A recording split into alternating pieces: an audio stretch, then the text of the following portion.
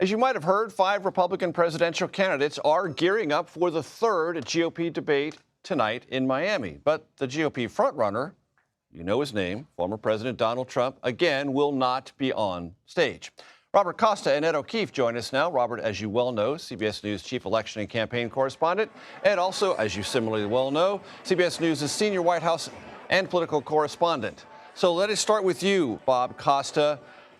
Have in any way the election results from Tuesday cast a pall or in any way affected the atmosphere or sense of Republicans in Miami heading into tonight's debate? Major, it's great to be with you. It's great to be with Ed, who's just down the road covering former President Trump. But I'm here for those on stage tonight. This is a real moment about abortion rights and how the party's going to move forward in terms of restrictions. You have Florida Governor Ron DeSantis for months now, ever since the Florida legislature passed the law, has been articulating his view that he supports a 6-week ban on abortion. But last night, as we all have been covering, Virginia Republican Governor Glenn Youngkin and his allies, they got a pushback from the voters on his proposal for a 15-week ban in Virginia. So you can expect some debate tonight, some actual policy debate about where the Republican Party needs to go on abortion rights. Should it continue to put it front and center like Governor Youngkin did, or should they try to reframe the party message in 2024 and put President Biden's economic message, that so-called Bidenomics agenda outlined by the White House, does that become the target point versus moving on the abortion front?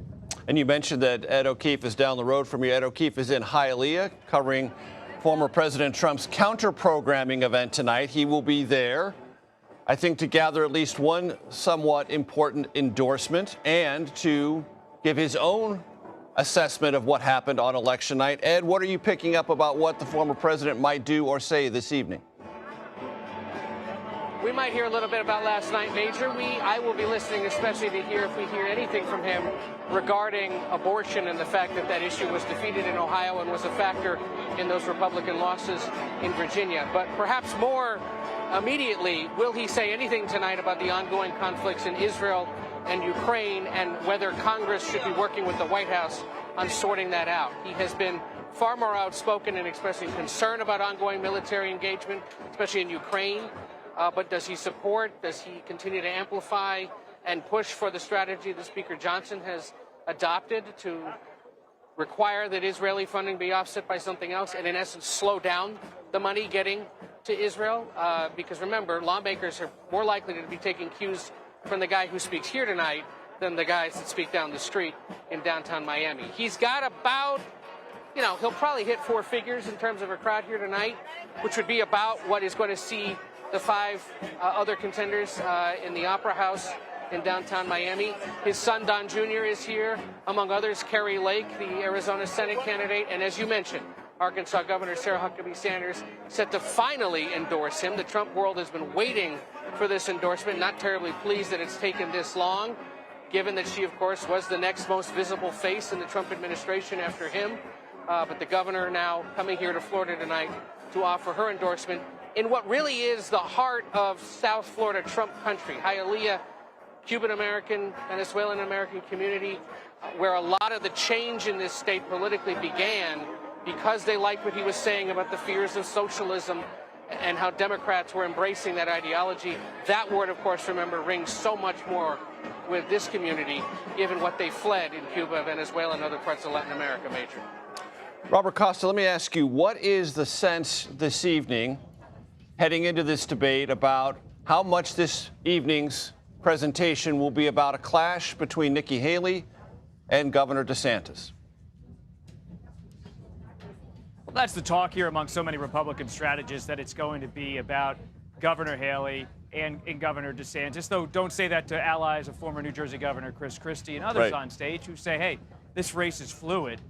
It's not just about DeSantis and Haley. But after Governor DeSantis got the endorsement of Iowa Republican Governor Kim Reynolds in recent weeks, there's now a play to see who's going to start to really make some movement in New Hampshire. And I just sat down this week with New Hampshire's Republican Governor Chris Sununu, and he said he's still weighing his own endorsement. So you can expect tonight the nation is watching, at least some Republican voters will be watching this on another network. And at the same time, New Hampshire's governor will certainly be watching this and keeping an eye on the DeSantis-Haley dynamic that you outlined.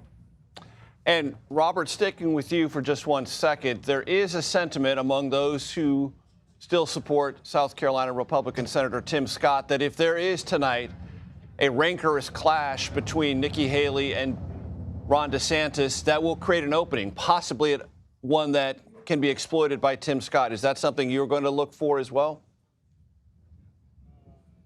Yes. I mean, an opening in what sense is the real question. For the entire year, former President Donald Trump has dominated the race, not just put aside polls.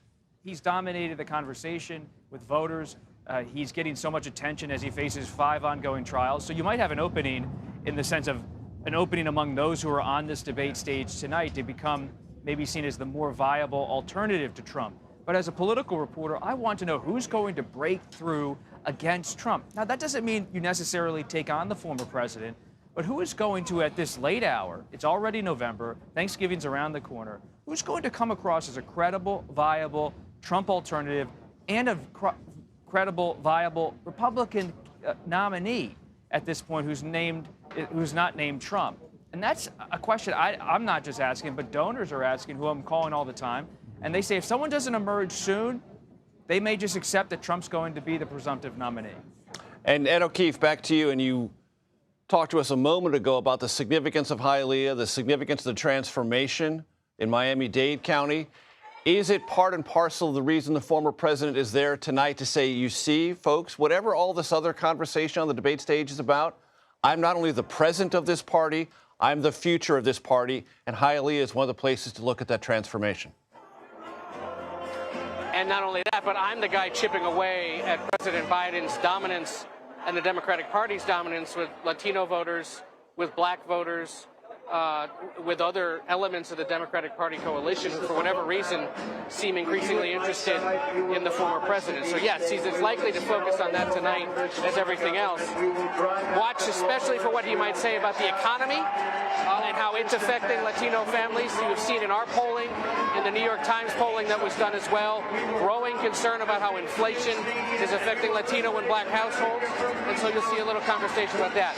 As to your earlier point about who else might break through, as Bob said, who would it be? Good question, but this camp is still watching those 3. DeSantis, Haley, and Scott. They know he's most vulnerable in Iowa. They know that those 3 other candidates are the ones that could be factors in Iowa. They still anticipate a win. The question will be by how much. And if somebody gets close enough, does it vault them into New Hampshire where you have a completely different voter mix? And then down to South Carolina, where Nikki Haley and Tim Scott, of course, are South Carolina natives and could have a built-in advantage. So they're watching, even though they'd much prefer that Republicans pay attention to what he does here at this football stadium tonight. Our thanks to Ed O'Keefe in Hialeah and Robert Costa in Miami.